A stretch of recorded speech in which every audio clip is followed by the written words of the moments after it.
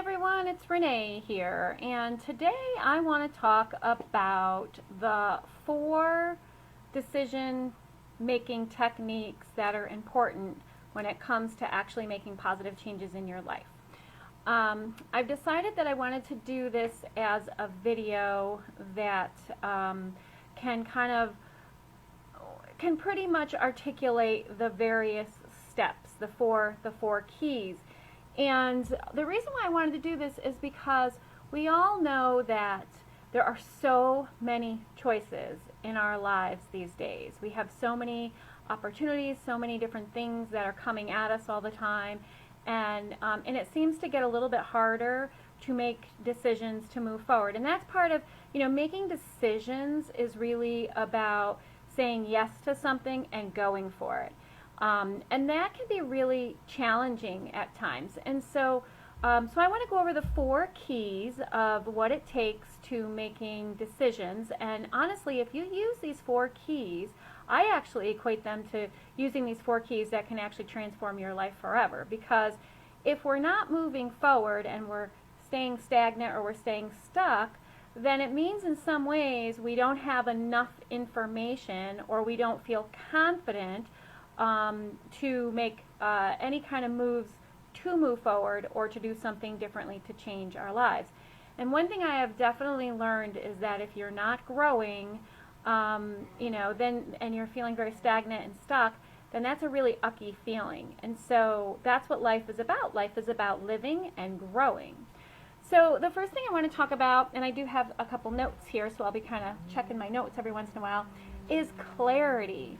So that's the tip of the iceberg when it comes to making a decision, making a choice, is getting crystal clear on what it is that we want.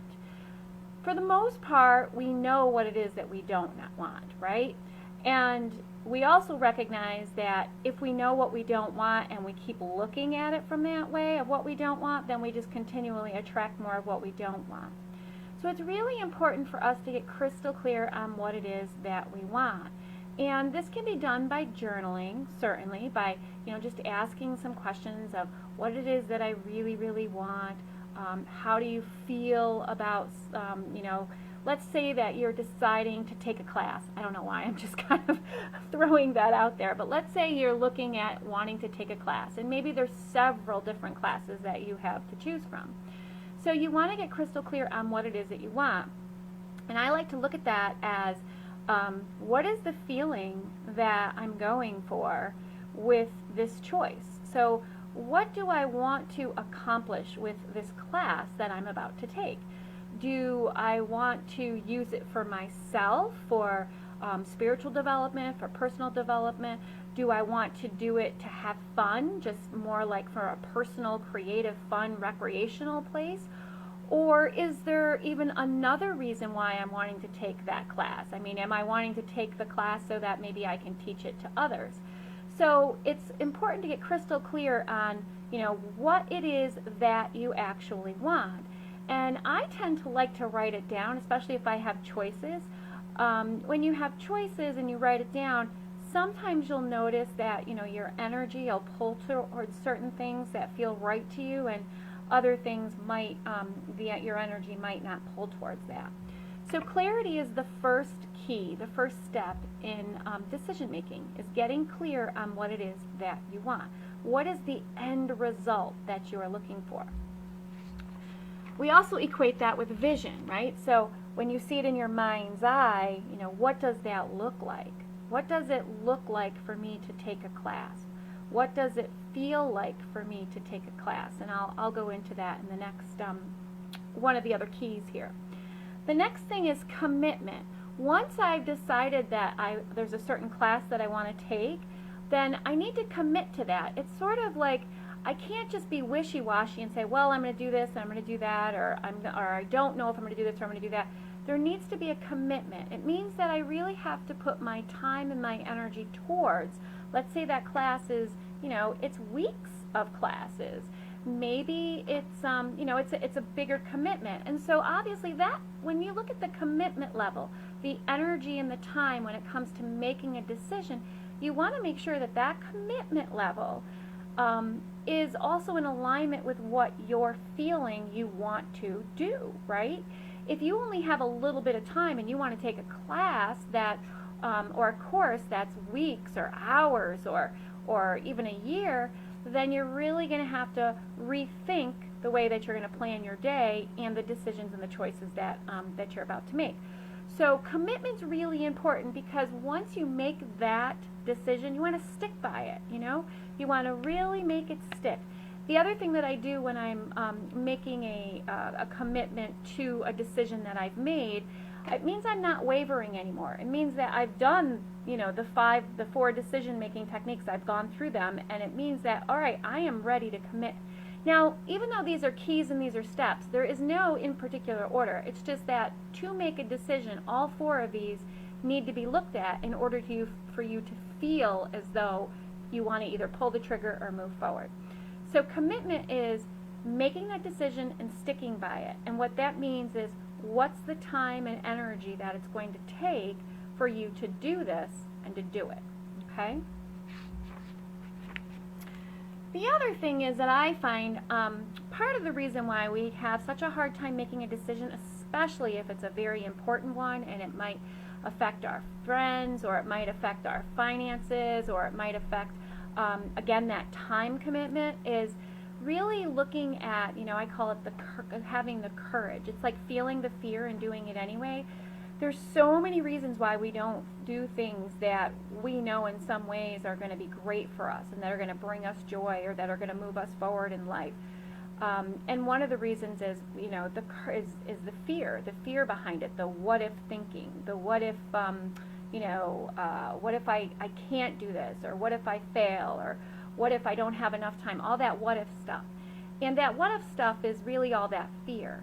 And if you are clear on what you want, and you are willing to commit to see it through, then the courage is also what's going to help you move through it. It's feeling the fear and doing it anyways. Always do what you're afraid to do. One of the things I've been doing lately, and I've been loving it, is I've been kind of doing these, you know, one thing a day that would normally scare me. I'm just like pushing through it. Some of them are really small and some of them are big, but I'm doing it. And that's building my courage. It's building my ability to see things through, okay?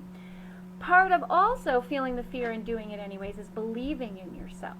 Because we all know that there's naysayers around us that might say, well, you don't want to take that class, it costs too much, or, you know, what's going to happen if you find out that there's more to it than what you first started. And I mean, there's lots of what ifs. I don't need to go into any specifics. But the thing is if you believe in yourself and you have the courage to see it through, then the naysayers really don't matter. And you can bless them, send them on their way, and just know that, you know what, their opinions and their concerns are not really attached or affected by your decision in any shape, way, or form. Okay? So the next thing that I would say, and this is probably one of the most important, and it kind of goes back to the vision and the clarity that we spoke about before, is connection.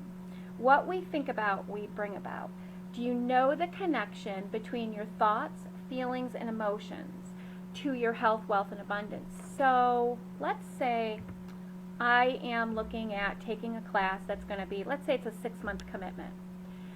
And it's something I really, really want to be doing. All right? It's going to bring more peace into my life. It's going to bring more confidence in the way I see myself. And it's just going to be something that feels right. So what do I mean when I say feels right? Well, there certainly is this level of excitement, right? And there's this level of desire. That certainly comes from the heart. But this feels right is almost like a gut decision. It's like the connection is not just in my heart, it's also in my gut. Like if I do this, this is in alignment with my path, with my purpose. And that's part of the reason why I wanted to do this decision-making technique video, is because I want you to look at these keys and tips and techniques when it comes to making decisions that are in alignment with your purpose, how they make you feel, right? How the connection. So not only are we using, and I'm going to say the head, because part of getting clear on what it is that you want is also ruminating over, okay, what it is that I don't want, reflecting on what, maybe didn't work, reflecting on what I want to have work. So that still is using your head, right? And then there's your heart as well. And the heart is, I'm a huge believer that the heart is the compass. It's to follow our bliss is to follow our heart. And that's something I really stress and I teach a lot. But I do feel it's important to balance it with our head, logic, like the logic. So when we look at our connection and we think of our feelings, we think of, okay, is this decision going to move me forward? Does this decision make me happy?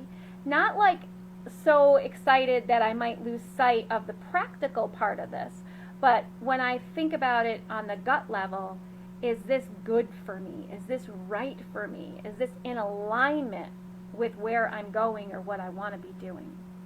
And that's where the connection really, really makes all the difference in the world. So once again, it's the head, it's the heart, and it's the gut as well.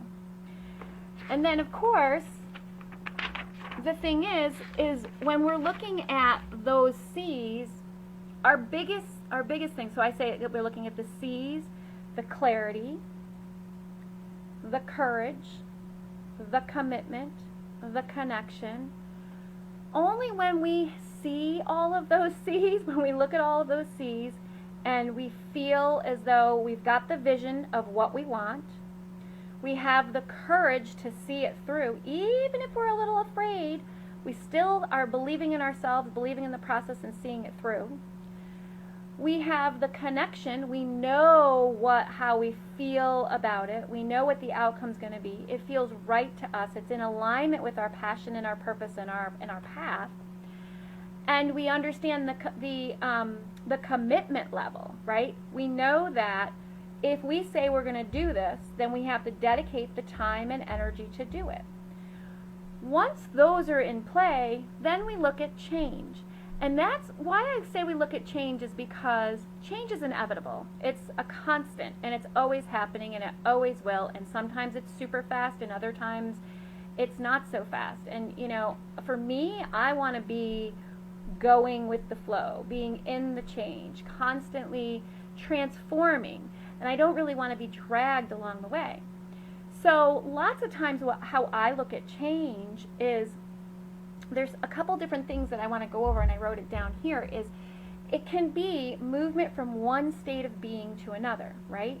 So if I'm going to school to learn how to be something or someone or do something, then that is going to change how I was before, right? So that movement from one state of being to another. If I'm looking at wanting to meditate or learning how to meditate, and I'm constantly going, and all of a sudden I stop and I start meditating, then I'm changing the way that I am being, the way that I'm acting, what I'm doing. So change is really amazing, and it's not anything that we need to fear. It's just that sometimes we need to change our language a little bit. The other thing that we can look at change is it means to become different. Again, we're doing something different. We're becoming something different. It's something different. It's like, so you look at like a flower, right? It starts off as a green little seedling, a green little sprout, and then all of a sudden it becomes a bud. That is changing, right? It's becoming something different. The other thing is to alter. To alter, you change something when you alter its outcome, or you alter what it is that you want to experience, or you alter the circumstances. It means that you're willing to alter. Maybe you're not comfortable with saying, you know what, I'm not going to change this, but I'm willing to alter it. And that it's like, it reminds me of hemming, right? Like you take a hem up we're just going to alter it a little bit. We didn't change the dress. It's not a totally different dress. It's not, it still fits. It's just we're going to alter it a little bit so that it fits better. And then the last thing, which is absolutely my favorite, is to substitute one thing for another. The reason why I like this so much is because when we know that what it is that we're about to change is bigger and better than where we are and what we're doing at the time, then we're willing to substitute one thing for another. We're not missing out. We're not losing. We're just simply moving and substituting one thing for another. And that one's one of my favorites. So the whole idea and the whole concept of this video is for you to look at where you are bulking change, where you know you need to make changes, and where you have been wishy-washy with certain decisions that you have made that you may not feel very confident about. Because when you use these keys, you will find that you will have the confidence to continually make changes based on your clarity, based on the courage, believing in yourself, based on the connection of what it feels in your heart and in your gut, and based on your commitment level, right, of seeing it through. So I hope you have enjoyed this video, and I look forward to hearing all about your changes and your desires and the things that you will be doing using these techniques.